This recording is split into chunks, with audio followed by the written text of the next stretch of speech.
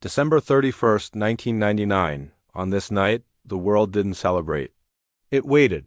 As the clock moved closer to midnight, millions feared that computers might fail, and the modern world could collapse in seconds. This was the Y2K bug, the night the world held its breath. Imagine a world where computers suddenly forgot what year it was. No correct dates, no reliable systems, no guarantee that anything would work. At that moment, planes were flying, power plants were running, banks were processing trillions of dollars. And one question echoed across the globe. What happens when the year changes from 1999 to 2000?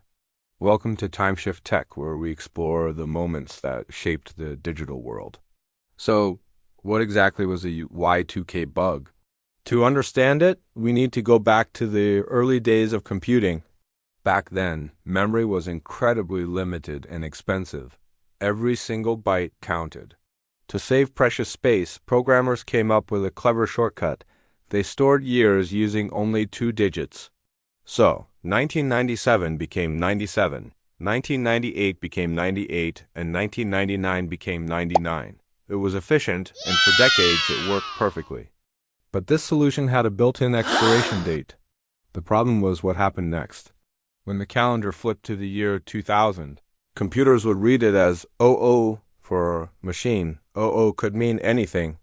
In many cases, the system would default to the earliest possible year it knew, which was often 1900. So, to a computer, the year 2000 looked exactly like 1900. This tiny shortcut, designed to save a little memory, had created a massive global risk.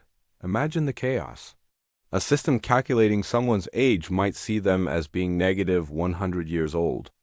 A loan's interest calculation could be off by a century. A credit card with an expiration date of 01 might be instantly rejected because the system thinks it expired in 1901. Every process that relied on a date was now at risk. And by the late 90s, that was almost everything. This wasn't just a quirky bug. It was a fundamental flaw threatening the very logic that ran the modern world. So why did the world panic? Because by the end of the 20th century, computers were no longer just beige boxes sitting on office desks. They had become the invisible backbone of civilization. They controlled our critical infrastructure. We're talking about the power grids that light our cities, the air traffic control systems that guide planes safely through the skies, the hospital equipment that keeps people alive, the banks that manage our life savings, and even the military defense systems designed to protect entire nations. Suddenly, the experts started sounding the alarm. They warned that systems could fail catastrophically. Data could become permanently corrupted. Automated decisions made in milliseconds by machines could go horribly wrong. The scenarios they described were straight out of a disaster movie. Some people feared widespread blackouts, plunging entire countries into darkness. Others feared that every flight in the world would have to be grounded, bringing global travel to a standstill. The most pessimistic voices predicted total chaos, a breakdown of supply chains, financial markets, and government services. The digital world, which had been built so quickly and with so much optimism, was suddenly standing on a fragile line. The panic wasn't just among experts. It spread to the public. People started stocking up on canned food and water. Some even withdrew their life savings from banks, fearing the digital money would simply vanish. The media fueled the fire with countdown clocks and sensationalist headlines.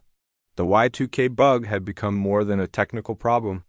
It was a cultural phenomenon, a symbol of our overwhelming dependence on technology we didn't fully understand. The threat felt real, tangible, and unavoidable, and the deadline was absolute. Faced with a potential global catastrophe, governments and corporations had no choice but to react. And they reacted on an unprecedented scale. What followed was arguably the biggest, most expensive software fix in human history. The task was monumental. Millions of programmers, from seasoned veterans to recent graduates, were mobilized into a global digital army. Their mission: hunt down and fix the Y2K bug wherever it hid. This wasn't as simple as running a spell check. They had to dig through mountains of old forgotten code, what engineers call legacy systems. These were programs written decades earlier, in archaic programming languages, often by people who had long since retired or left the company. Programmers had to painstakingly audit billions of lines of code, one by one, looking for that two-digit year format. Every time they found it, they had to rewrite it to accommodate 4 digits. Then, the truly hard part began, testing. They had to test every change again and again to make sure the fix didn't accidentally break something else in the complex web of interconnected systems. The cost was staggering. Estimates put the worldwide spending on Y2K prevention at over $100 billion. Some analyses suggest it was closer to $300 billion. It became the largest coordinated software repair project ever undertaken. It was a race against time, a silent war fought in server rooms and cubicles around the world. For years, this massive effort went on, largely invisible to the public, as the clock ticked relentlessly toward midnight. And then, the moment of truth arrived. Midnight, December 31st, 1999. All over the world, people gathered around their televisions, not just to celebrate, but to watch.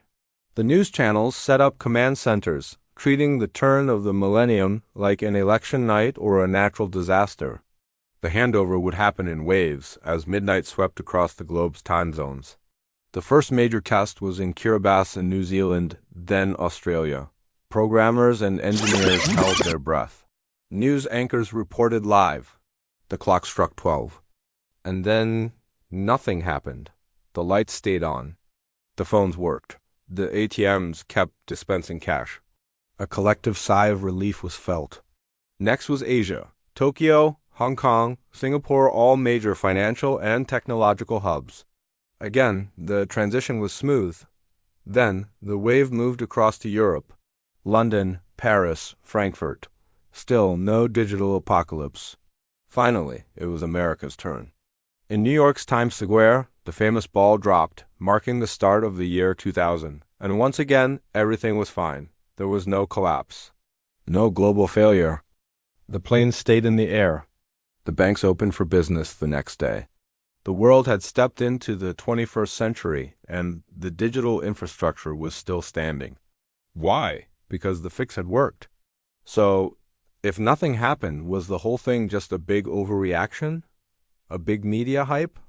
Absolutely not. The quiet dawn of January 1st, 2000 wasn't a sign that the problem was fake. It was a sign that the solution was a massive success. The Y2K bug still matters today because it permanently changed how we build and think about technology.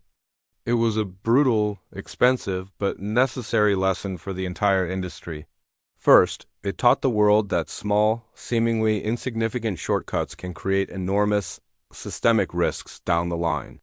That line of code saved to cut costs in the 1960s nearly brought the world to its knees in 1999. Second, it forced everyone to realize that technology must be designed for the future. This led to better coding standards and a much greater emphasis on future-proofing software. Finally, and perhaps most importantly, Y2K was the first time the world truly understood just how deeply interconnected our global systems had become. A bug in one country's banking software could trigger a crisis halfway across the world. The fix required unprecedented international cooperation. Even today, engineers and project managers study Y2K as a masterclass in crisis management and a powerful warning written in code. So January 1st, 2000 came and went quietly. No planes fell from the sky. No power grids collapsed. No doomsday disaster appeared on the morning news. And for that reason, many people came to believe that Y2K was a hoax, a myth. But the truth is the exact opposite.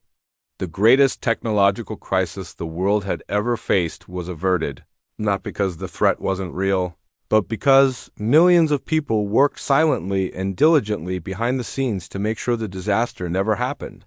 The greatest catastrophe became the greatest invisible success in the history of technology. And that is the true and often forgotten story of Y2K. This is TimeShift Tech, where we uncover the moments that shape the digital world. If you enjoy technology told like a documentary, make sure to subscribe, and follow for more stories. because every second matters, and every second has a story. Thanks for watching.